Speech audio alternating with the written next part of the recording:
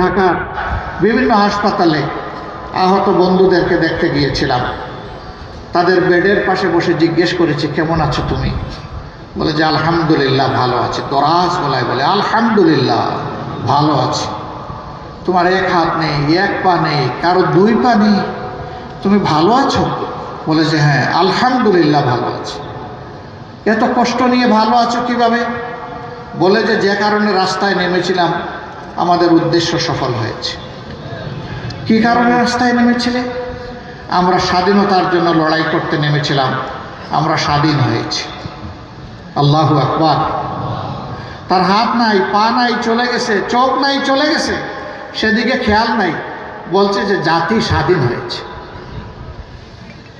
একটা গোষ্ঠীর, একটা দলের জোর করে চাপানো গোলামি থেকে এই জাতি মুক্তি পেয়েছে।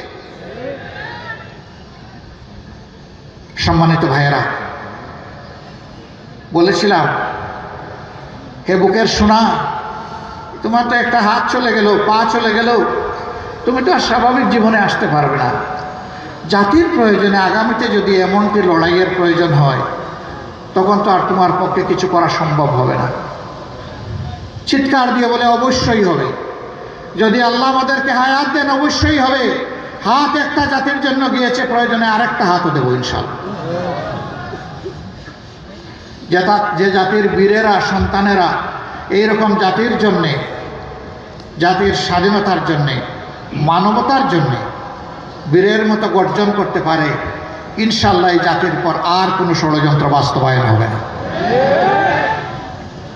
প্রিয় ভাইরা, 10 মাসের সন্তান কোলে মা নেমে এসেছিলেন রাস্তায়। ঢাকার রাস্তায় সাংবাদিক বন্ধু প্রশ্ন করেছে, আপনি কি কাজ করেছেন?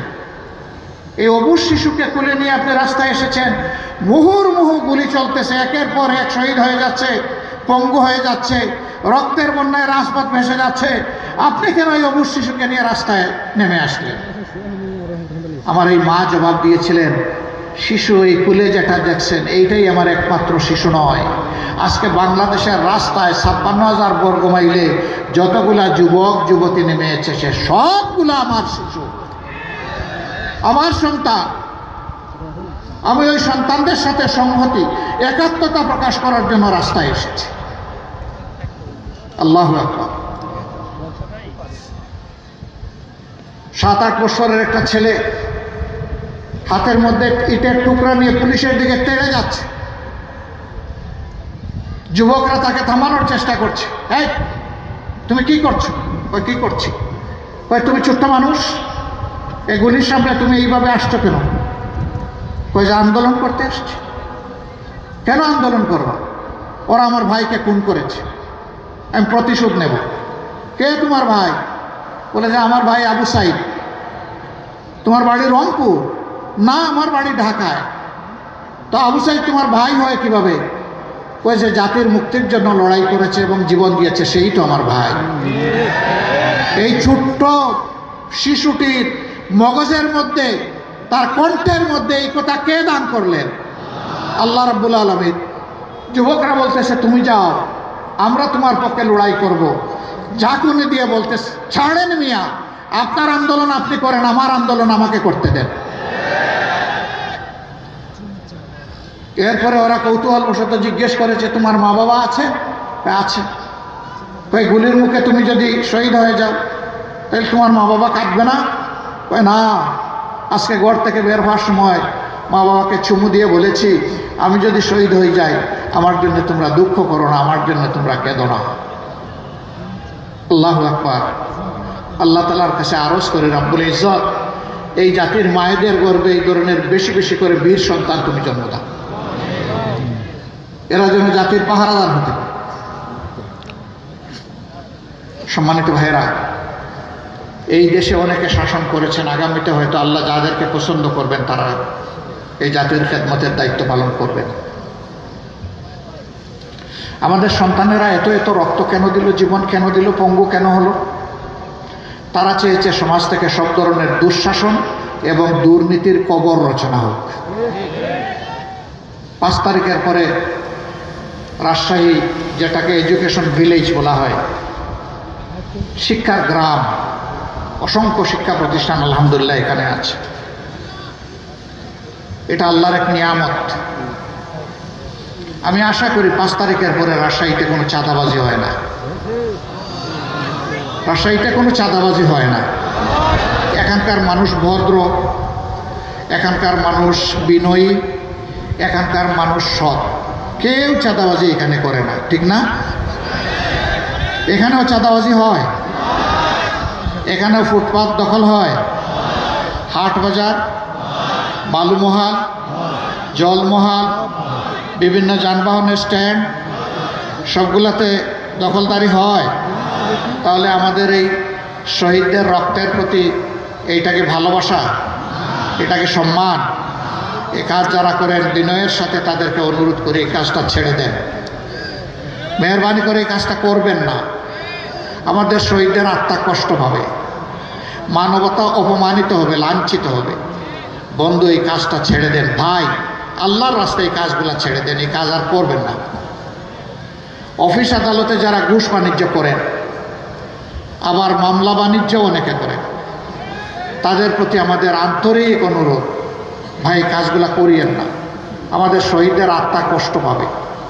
আর আমাদের জীবন্ত সন্তানেরা যারা শহীদ হওয়ার নিয়ত করে গড় থেকে বের হয়ে রাস্তায় সেদিন লাখো লাখো সন্তান, কোটি কোটি সন্তান নেমেছিল, তারা অন্তরে বড় কষ্ট পাবে। তাদেরকে কষ্ট দেবেন না মেহেরবানি। তবে যদি আমাদের এই বিনয়ী অনুরোধ কেউ না মানে, তাহলে তাদের জেনে রাখা উচিত যুদ্ধ আমাদের শেষ হয়নি। আমাদের সন্তানেরা স্লোগান দিচ্ছে এখনো, আবু সাইদ মুগ্ধ, শেষ হয়নি যুদ্ধ। আপনারা আমার সাথে বলবেন, আবু সাইদ মুগ্ধ, এই লড়াই চলবে ইনশাআল্লাহ। কতক্ষণ? যতক্ষণ না ইনসাফ এই জমিনে কায়েম হয়। আর ইনসাফ কায়েমের গ্যারান্টি একমাত্র আল কোরআন দিতে পারে, আর কিছুই দিতে পারে। এই কোরআনিক শাসন সকল ধর্মের, সকল দলের, সকল বর্ণের মানুষের জন্য একমাত্র ইজ্জতের গ্যারান্টি। এই কোরআনের শাসন কায়েমের মধ্য দিয়ে একটা মানবিক বাংলাদেশ আমরা করতে চাই, দুর্নীতি এবং দুঃশাসন মুক্ত বাংলাদেশ করতে চাই। অন্য ধর্মের ভাইদেরকে আমরা আমাদের ভাই হিসাবে দেখি, কারণ একই আদম এবং একই হাওয়া আলাইহিস সালামের আমরা বংশধর। শয়তান আমাদেরকেও ধোঁকা দেয়, অনেককেই ধোঁকা দেয়। শয়তানের ষড়যন্ত্রে পড়ে অনেকে তার প্রভুকে ভুলে যায়। আমাদের রুট, আমাদের উৎস, আমাদের মূল এক জায়গায়। আমরা মানুষকে ঘৃণা করি না, হিংসা করি না। আমরা মানুষকে মানুষ হিসাবে সম্মান করি। মানুষের দুঃখে কষ্টে চেষ্টা করি সাড়া দেওয়ার, এটাও চেষ্টা করি সবার আগে সাড়া দেওয়ার। কেন? কারণ আল্লাহর হাবিব বলেছেন, খায়রুন নাস মান ইয়ানফাউন নাস।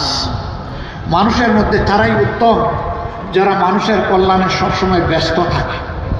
আল্লাহ যেন এই তৌফিক আজীবন কিয়ামত পর্যন্ত আমাদেরকে দান। সম্মানিত ভাইয়েরা, সেই সাহেবের সেই কল্যাণ রাষ্ট্র বৈষম্যহীন, দুর্নীতিমুক্ত, চাঁদাবাজ মুক্ত, ঘোষ মুক্ত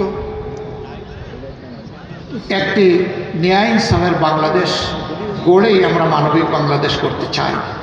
এই বাংলাদেশ আপনারা চান, আমার সহকর্মীরা চান, তাহলে আমাদের লড়াই চালিয়ে যেতে হবে। ত্যাগ অনেক করেছি, ইনশাআল্লাহ আল্লাহ তৌফিক দিলে এই জাতির জন্য আরও ত্যাগ স্বীকার করব। আমরা এক মুহূর্তের জন্য বিশ্রাম নেব না। বিশ্রাম নেওয়ার কোনো সময় আমাদের নেই। এই জীবন খুব ছোট, কাজ অনেক বড়। সেই কাজগুলো যেন সমাধা করতে পারি, আল্লাহ যেন তৌফিক দান করেন। আল্লাহ তাআলা বাংলাদেশ থেকে সকল প্রকার অন্যায়, অবিচার, দুর্নীতি, দুঃশাসনের বিলোপ সাধন করে তার কোরআনী আইন এই দেশে আমাদেরকে দান করুন। আর সেই আইনে এক একজন কর্মী হিসাবে আল্লাহ তাআলা আমাদেরকে তৌফিক দিন এবং কবুল করুন। আপনারা যারা এসেছেন আমাদের কথা শুনতে, নিশ্চয়ই ভালোবাসা নিয়ে এসেছেন। এই ভালোবাসা কার জন্যে? আবার বলুন, কার জন্য এই ভালোবাসা? একমাত্র আল্লাহ তাআলার জন্যে।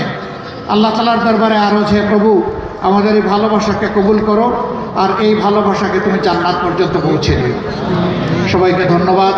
আসসালামু আলাইকুম ওয়া রাহমাতুল্লাহ।